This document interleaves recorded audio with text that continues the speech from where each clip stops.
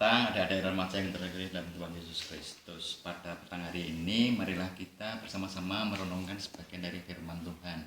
Adapun firman Tuhan yang akan kita renungkan, kita ambil dari Pengkhotbah 11 ayat 4 sampai dengan 6. Sebelum kita merenungkan firman Tuhan, marilah kita berdoa.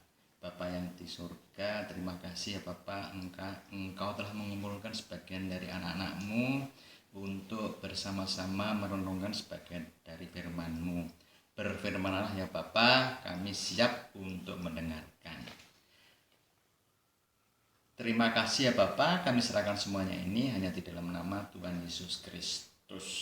Adik-adik remaja yang terkasih dalam Tuhan Yesus Kristus, kita bersama akan membaca dari kitab Pengkhotbah 11 ayat 4 sampai dengan 6. Siapa senantiasa memperhatikan arah angin tidak akan menabur, dan siapa senantiasa melihat awan tidak akan menuai. Sebagaimana engkau tidak mengetahui jalan angin dan tulang-tulang dalam rahim seorang perempuan yang mengandung, demikian juga engkau tidak mengetahui pekerjaan Allah yang melakukan segala sesuatu. Taburkanlah benihmu pagi-pagi hari, dan janganlah memberi istirahat kepada tanganmu pada petang hari, karena engkau tidak mengetahui apakah ini atau itu yang akan berhasil, atau kedua-duanya sama baik. Adik-adik remaja yang terkasih dalam Tuhan Yesus Kristus, tema kita renungan pada petang hari ini adalah merajut impian. Kitab Pengkhotbah adalah kitab yang memotret kehidupan secara realistis. Salah satu realitas yang dipotretnya adalah hidup sia-sia akibat tak berani bermimpi dan bertindak mewujudkannya. Dalam hidup ini ada saja pribadi yang alih-alih memperjuangkan impian malah bersikap reaktif, pesimis dan apatis, takut bermimpi dan enggan berjuang. Sikap ini digambarkan Pengkhotbah dengan frasa, siapa senantiasa memperhatikan angin tidak akan menabur, dan siapa senantiasa melihat awan tidak akan menuai. Ayat 4. Tidak menabur dan tidak menuai, apa maksudnya? Menghabiskan hidup secara sia-sia dengan tidak berbuat apa-apa. Mengapa tidak berbuat apa-apa? Karena energi hidup telah habis untuk memerhatikan arah angin dan gerak awan melulu. Perhatikan kalimat senantiasa memperhatikan angin dan senantiasa melihat awan yang dipakai oleh Pengkhotbah. Kitab Pengkhotbah bicara soal ketakutan manusia terhadap resiko-resiko buruk yang ditimbulkan oleh arah angin dan gerak awan yang berada di luar kontrolnya. Rasa takut terhadap resiko buruk memang sungguh melumpuhkan hidup. Manusia tidak berani bermimpi, alih-alih merumuskan impian, menjalankan harapan dan memperjuangkan masa depan yang baik, malah jatuh pada sikap pesimis dan fatalistik. Ujung-ujungnya hidup habis dengan sia-sia tanpa karsa dan karya, tidak menabur, tidak menuai, dan tidak berbuat apa-apa. Arah angin dan gerak awan memang punya dampak terhadap kehidupan. Olehnya segala sesuatu bisa terjadi. Justru karena itu, maka hidup harus diisi dengan langkah antisipasi dan adaptasi. Hidup perlu direncanakan dengan harapan dan cita, dirayakan dengan keberanian merajut mimpi dan menata aksi. Dalam kerangka pikir ini, maka hal membaca cuaca ditempatkan oleh Pengkhotbah dalam rajutan impian dan cita masyarakat berbudaya pertanian. Menabur dan menuai, apa saja yang diperlukan untuk dapat mencapai mimpi? Ada langkah membaca angin dan awan memetakan potensi, melakukan antisipasi dan menata aksi, menabur untuk menuai dan menabur, keduanya melugaskan titik tuju dan titik berangkat pencapaian impian.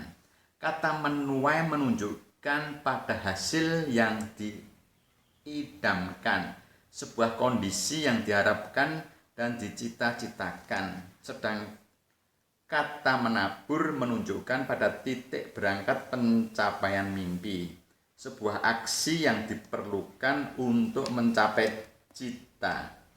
Pengkhotbah menunjukkan benang merah antara menabur, berjerih lelah, dan menuai sebagai derap juang untuk meraih mimpi.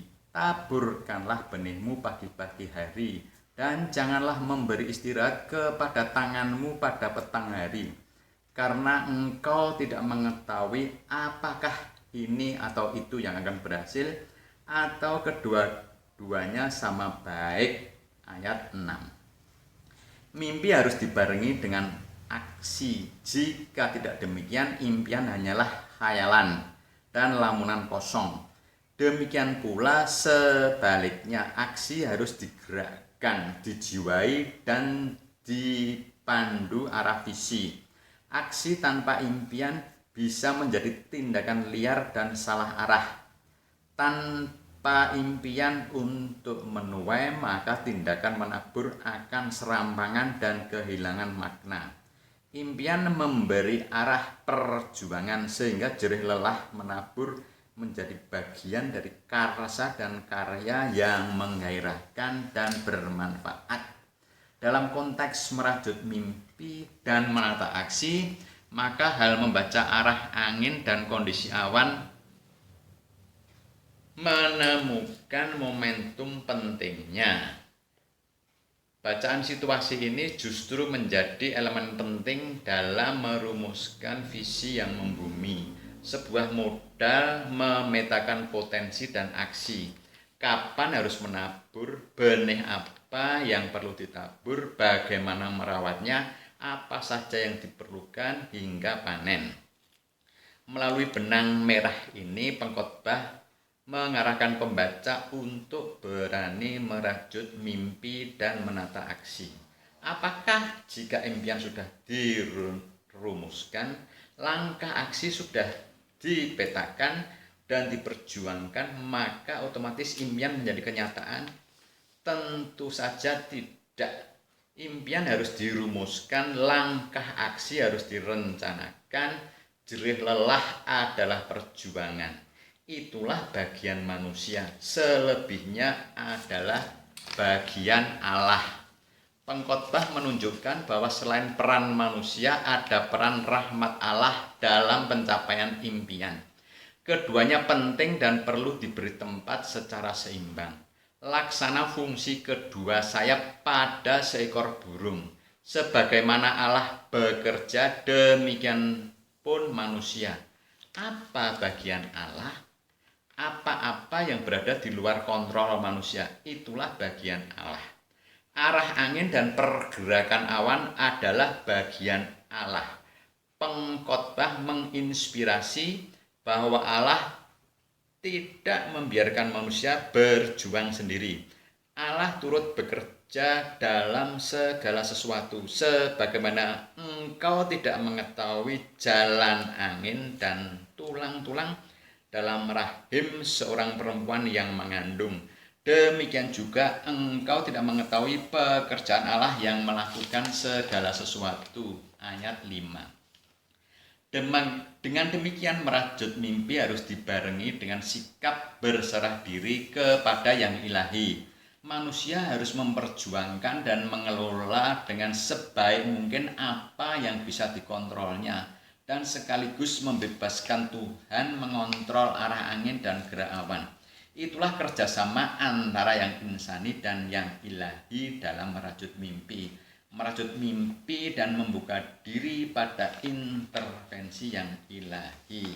Adik-adik remaja yang terkasih dalam Tuhan Yesus Kristus, penyesalan hidup yang paling menyakitkan melainkan bukan bersumber pada tindakan yang telah kita perbuat, melainkan bersumber pada sikap tidak berbuat apa-apa pada saat kita memiliki kesempatan untuk melakukan apa yang harus kita lakukan. Agar tidak mengalami penyesalan di atas, maka remaja perlu berani merumuskan impian dan mengeksekusi tindakan untuk mewujudkan impian. Untuk itu, remaja perlu melatih diri untuk berpikir, merumuskan tujuan hidup, impian, dan cita-cita. Karena aspek cita dan impian sudah ditetapkan, maka hal ini akan menolong remaja untuk menentukan langkah-langkah strategis dan langkah aksi yang perlu dilakukan. Hasil akhirnya adalah sebuah peta perjalanan merajut impian. Impian dan cita akan menolong remaja menemukan alasan keberadaan.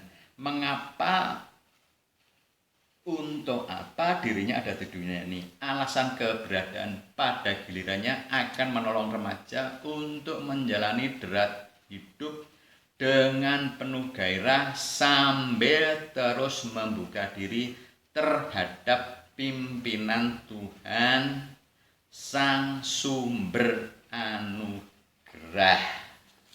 Adik-adik remaja yang terkasih dalam Tuhan Yesus Kristus, cobalah adik-adik remaja membuat mind map tentang impian hidup dan tindakan yang akan dilakukan untuk mewujudkannya beserta kiraan kerangka waktunya. Amin.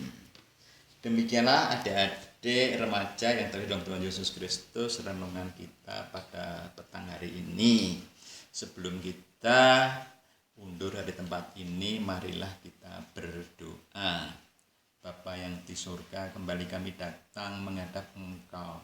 Kami berterima kasih atas renungan yang telah Bapak sampaikan pada petang hari ini.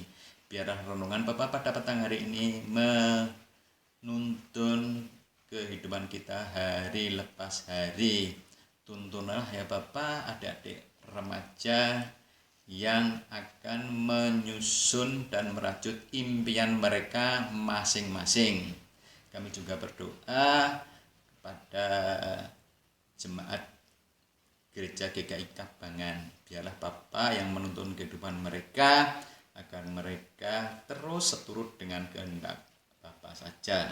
Kami juga berdoa ya Bapa untuk saudara-saudara kami yang saat ini sedang kurang enak badan atau sedang sakit. Biarlah Bapa yang menyamai mereka sehingga mereka sembuh dari sakitnya. Kami juga berdoa untuk para pemimpin negeri ini. Biarlah Bapa sendiri yang menuntunkan arah kebijakan yang mereka buat sehingga kemakmuran negeri ini tercapai. Terima kasih ya Bapa. Kami serahkan semuanya ini hanya di dalam nama Tuhan Yesus Kristus. Amin.